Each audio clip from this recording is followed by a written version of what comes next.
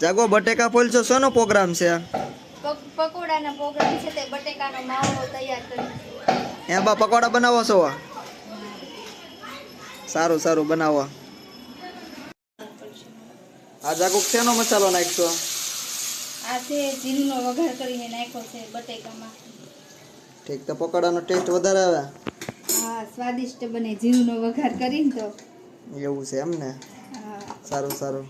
આ કઈ ખુશીમાં બનાવવાના છે આજે? આજે વરસાદનું વાતાવરણ છે ને, એ ખુશીમાં બનાવી છે. એવું છે એમ ને? જો મિત્ર, બટેકાનો મસાલો બની ગયો છે. એ પકોડાના બ્રેડ પણ ભરાવાનું ચાલુ થઈ ગયું છે. જુઓ, બસ જો ભરાઈ ગયા છે, હવે હમણાં તળાઈ જશે. થોડી જ વારમાં ગરમા ગરમ પકોડા ચાલુ થઈ જાય છે. અને જમવાનું પણ આગળ થોડી જ વારમાં બની જાય છે. એટલે ગરમા ગરમ પકોડા ને બીજું ભાભી બનાવવાના છો તમે? બટેકા પૂરી બનાવવાની છે. અહીંયા જુઓ, બટેકા પૂરી બનાવવાની છે, પછી કાંદાના ભજીયા બનાવવાના છે. શું વાત છે? એટલી બધી વસ્તુ કેમ એક સાથે બનાવી નાખો છો આજ? એકારે બધી વસ્તુ મચાવી જાય. વરસાદનું વાતાવરણ છે. ધૈર્ય બેટા, આમ જો. આજે તારે ગરમા ગરમ પકોડા ખાવાના છે બેટા.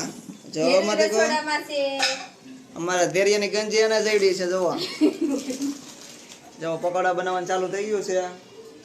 બ્રેડ પણ બનાવવાનું ચાલુ થઈ ગયું છે. અને મારા ભાભીએ તેલ મૂકી દીધું છે ગરમા ગરમ. તેલ આવે એટલે પકોડા બનાવવાનું ચાલુ. ને આ જો ગ્રીન ચટણી પણ મગાવે છે, ભૂલાઈ ગઈ એટલા માટે. ગ્રીન ચટણી જોઈને તો પાણી આવી જાય. અરે ગ્રીન ચટણી પણ છે, બધી વસ્તુઓ અમે ઘરે જ બનાવી છે.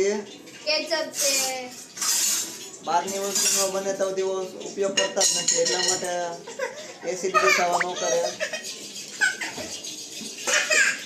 જો પાઉં બનાવવાનું ચાલુ થઈ ગયું છે. તેલ મૂકી દેજો કાજે. જો ફ્રેન્ડ, પકોડા તળવાનું ચાલુ થઈ ગયું છે ગરમા ગરમ. કેટલા મિનિટમાં ભાભી બની જશે પકોડા? બસ આગળ 5 જ મિનિટમાં તળાઈ જશે. સરસ. તો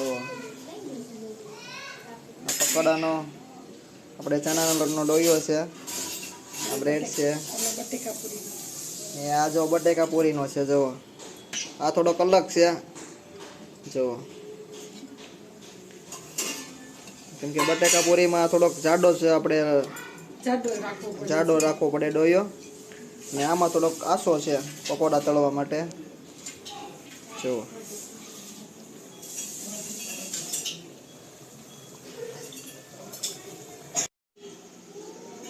ચાલુ કરી એમને બટેકા પૂરી બનાવવાનું. બસ જો પકોડા બની ગયા છે ને હવે બટેકા પૂરી ચાલુ કરી છે. બસ થોડીક વારમાં હમણાં બની જશે. વાહ, સરસ. મસ્ત બની છે, ફૂલી દડા જેવી થઈ છે.